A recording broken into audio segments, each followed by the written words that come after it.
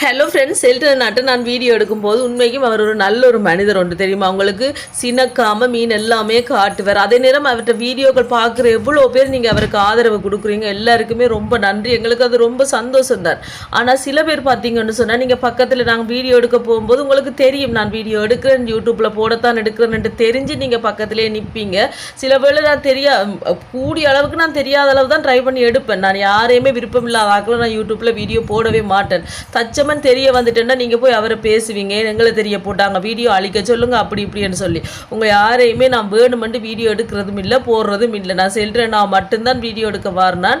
அப்படி உங்களை தெரியாமல் நான் வீடியோ எடுத்திருந்தேன்னு சொன்னால் நீங்கள் என்னட்ட சொல்லி தான் அழிச்சே போட்டுருவேன். நான் அப்படி யாரையுமே வற்புறுத்தியோ இல்லை உங்களை நான் போடணும்னு சொல்லி நான் காட்டி போடுற அளவுக்கு நானும் இல்லை.